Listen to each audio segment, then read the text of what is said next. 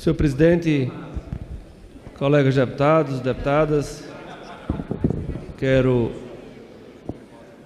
mandar um forte abraço ao povo brasileiro que nos acompanha nesse instante.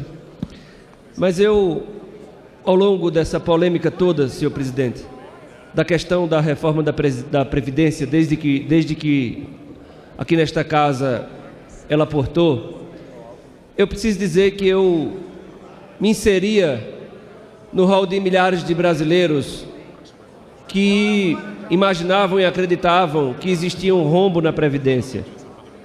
Depois tive a oportunidade de verificar a CPI que foi tocada pelo senador Paim e por outros no Senado Federal, que através de números demonstrou que a Seguridade tem tanto dinheiro que se permite aplicar renúncia fiscal para quem vende salmão, para quem vende filé mignon, que se permite a transferência de recursos da ordem no final de cada exercício de até 30%, porque tem dinheiro sobrando. Há pouco falou aqui o deputado Tadeu, nosso líder do PSB, que colocou com muita precisão os pontos que mais nos preocupam nessa reforma, quando a equipe do presidente Bolsonaro, e na terça-feira nós teremos um debate importante na CCJ, com a presença do ministro Paulo Guedes, convocado pelo nosso partido, para exatamente esclarecer essa tal dessa economia de 1 trilhão. Pelos números levantados, 850 bilhões sairão da mesa, sairão da economia dos municípios mais pobres do Brasil. Isso vai desencadear um desequilíbrio terrível, sobretudo para as contas, para a economia, melhor dizendo, desses municípios, deputado Bira. Sem dinheiro nesses municípios, a quebradeira vai ser gigante. Imagine como repercutirá essa quebradeira, por exemplo, no comércio local de cada um desses municípios. Falar na retirada de privilégios com uma reforma que vai atingir, sobretudo, aqueles que ganham um salário mínimo ou pouco mais de um salário mínimo. É preciso tratar esse tema com honestidade, com seriedade.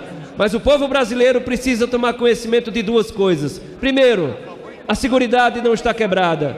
Segundo, essa reforma encaminhada pelo presidente, ela atinge aos mais necessitados, aqueles que verdadeiramente necessitam do apoio da Previdência para sobreviver.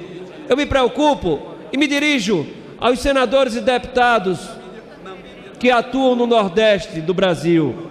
Se essa Previdência for aprovada nos moldes em que ela se encontra, nós voltaremos a viver aquela época da fome, senhor presidente. Da fome, eu tenho certeza disso. Essa reforma, ela atinge aos mais humildes, mas ela atende prioritariamente, ela atende nos seus bastidores aos interesses dos ricos e dos banqueiros. É preciso enfrentar também neste debate. É preciso enfrentar sim, porque o governo federal não cobra daqueles que estão se omitindo a pagar. Refiro-me aos grandes empresários, aos banqueiros, que devem, sem nenhum tipo de correção, quase 500 bilhões de reais.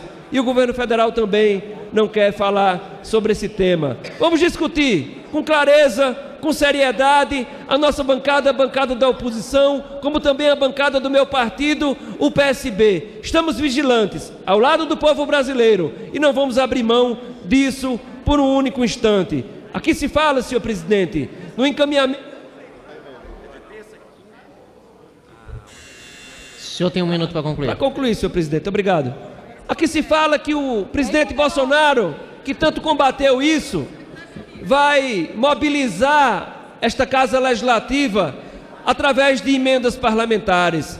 Eu quero dizer aos prefeitos do Brasil, não aceitem essas emendas. São emendas pontuais. Se chegarem, será por uma única vez.